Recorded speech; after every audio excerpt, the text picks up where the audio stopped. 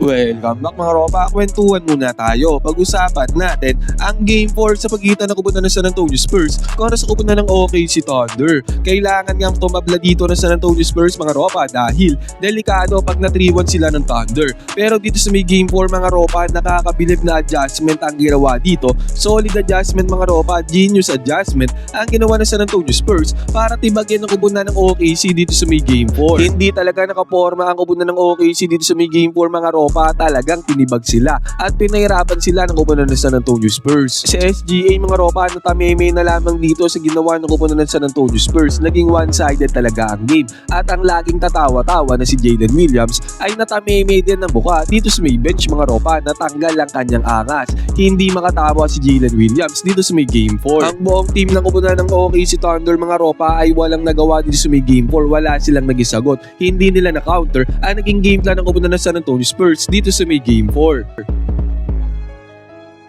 Ngayon mga ropa, dito nga sa video na to, iisa-isahin at hihimay-himayin natin yung adjustment o diskarte na ginamit dito ng kupunan ng San Antonio Spurs para talunin at ibagin ng kupunan ng OKC Thunder sa crucial Game 4 na laban mga ropa. Ito ang game analysis at breakdown San Antonio Spurs versus kupunan ng OKC Game 4. Simulan na natin to.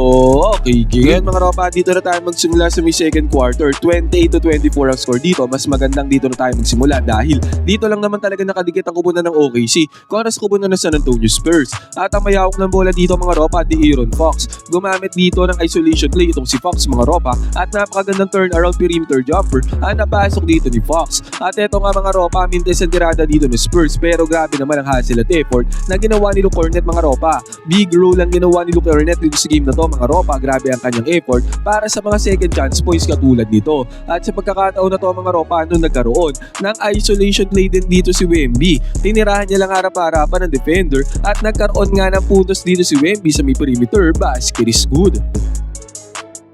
At eto na nga mga ropa, pumunta na tayo dito. Possession ng kupunan ng OKC. SGA nagbababa ng bola. Binabantayan siya dito ni Stephon Castle mga ropa at kitang-kita natin. Lumabas dito ang bola. Nag-turnover din si SGA mga ropa. Eto na kaagad. Sobrang higpit ng depensa ng kupunan ng San Antonio Spurs dito kontra sa kupunan ng OKC Thunder, lalo na kay SGA mga ropa. Actually dahil sa sobrang gandang depensa ng kupunan ng Spurs, 19 points ang dinala dito ni SGA. Marahil mataas at average pa rin yan mga ropa, pero tumataginting na 6 out of 15 siya. Sa may field mga ropa, sobrang baba ng kanyang efficiency. Sa 15 shots ay 6 shots lamang ang napasok dito ni SGA. Eto nga mga ropa, mahigpit pa rin talaga ang depensa nila kay SGA, pero yung pasa naman dito ni SGA ay natibag naman ng depensa dito ng kupunan ng San Antonio Spurs, kaya nakapag-convert sila dito ng easy 2 points. At sa pagkakataon na to mga ropa, inatake ni SGA ang drop defense dito ni Wemby at nakapag-convert din ng 2 points dito si SGA. Isa yan sa 6 na shots na naipasok ni SGA mga ropa. Basket is good.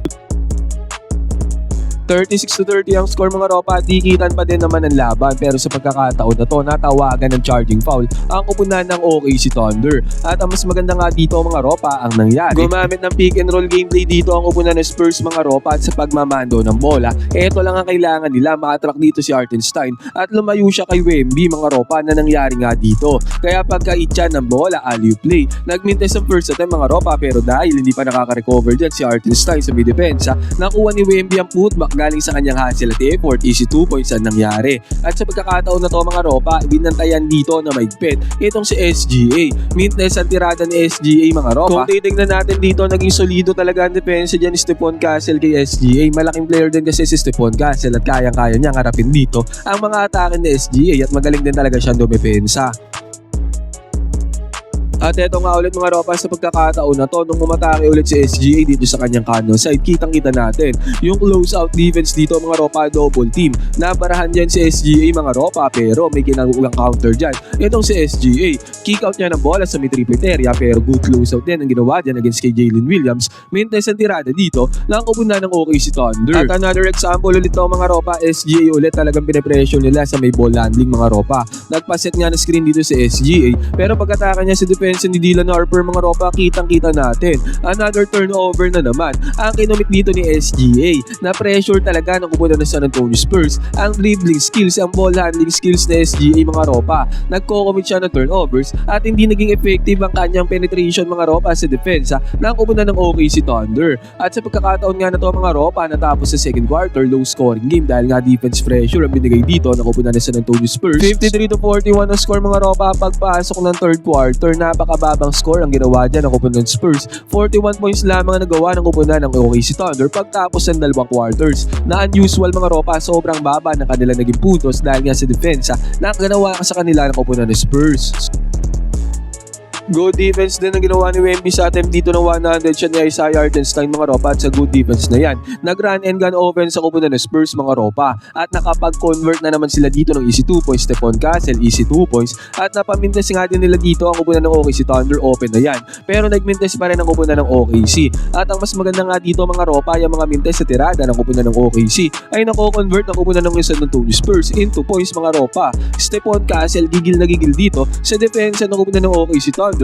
Nakapag-convert siya dyan ng easy 2 points, basket is good.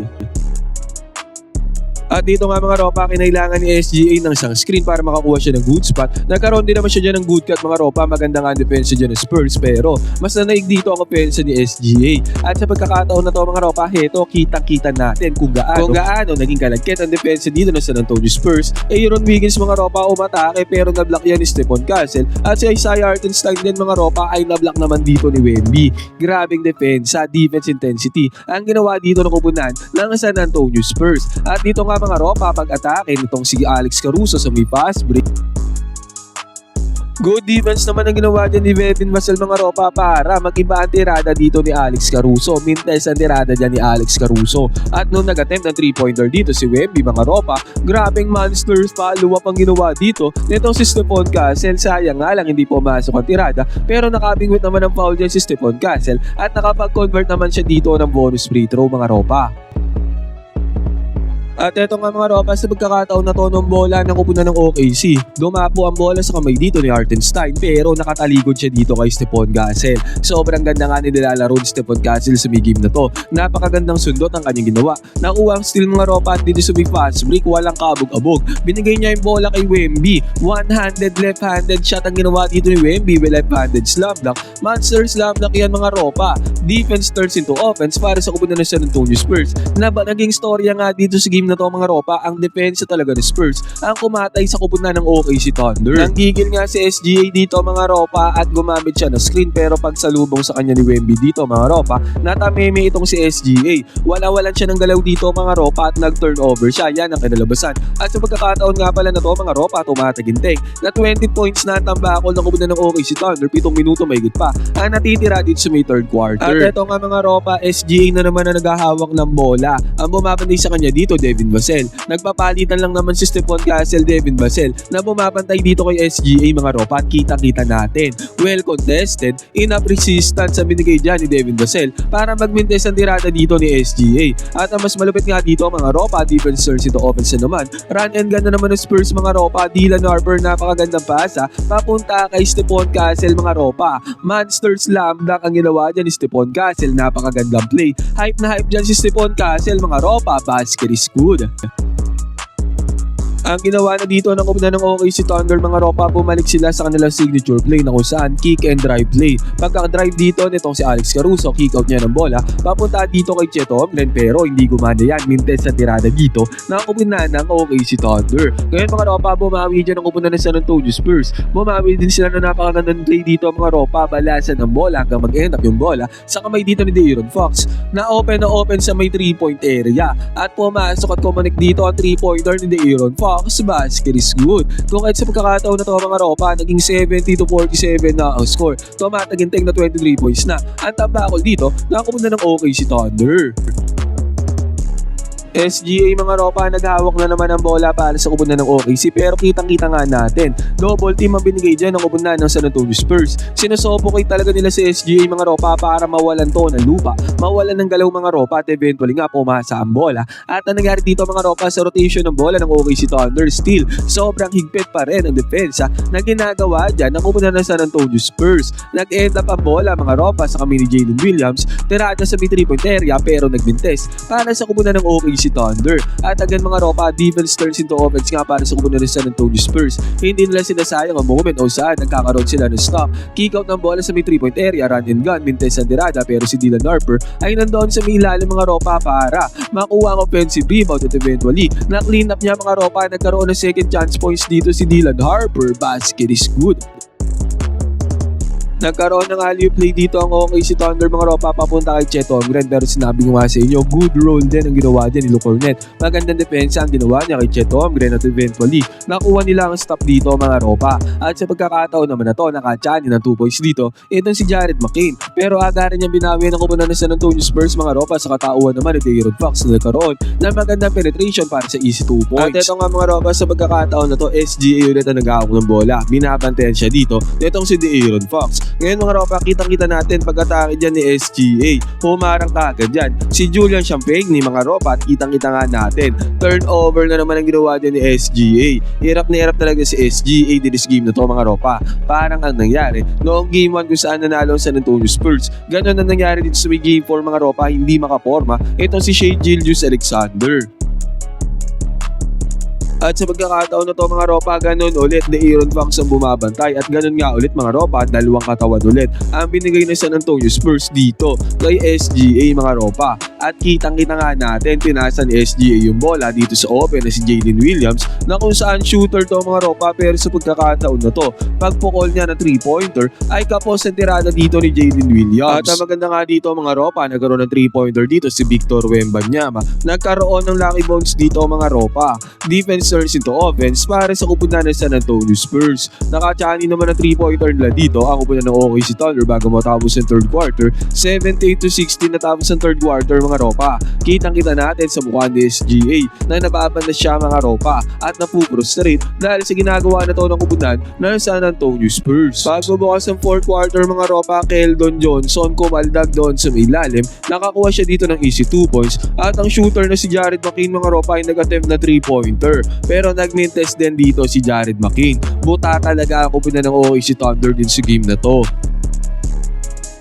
At nung nagkaroon ng handoff play dito papunta kay AJ Mitchell mga ropa, Stephon Castle making defensive plays na naman. Nakakuha na naman siya ng steal dito. At sa steal na yan mga ropa, nag-fast break sila. Iniwan niya yung bola kay Victor Wembanyama. At si Victor Wembanyama na ang bahala mga ropa. Defense turns into offense na naman para sa kupunan ng San Antonio Spurs. Nakachani ng kanilang 2-pointer dito ang kupunan ng OKC Thunder sa katawan ni Ludort. Dalawang magasunod yan mga ropa, pero nakasagot din naman dito si De'Aaron Fox. At sa pagkakataon na to mga ropa, nakachani na naman ng 2 points ito si AJ Mitchell. Napa-timeout yan sa San Antonio Spurs mga ropa, at ngingiti-ngiti pa dito si Jalen Williams. Still mga ropa, 20 points pa rin ang hawak na kalamangan dyan ng kupunan ng San Antonio Spurs. Hindi bumababa yan after ng timeout. Nagkaroon nga kagad ng alley-oop play dito ang kupunan ng San Antonio Spurs. At after nga nito mga ropa, slicing through the defense dito, itong si Dylan Harper. Sabay monster slam dunk ang ginawa din ni Dylan Harper mga ropa. Halimaw na halimaw si Dylan Harper.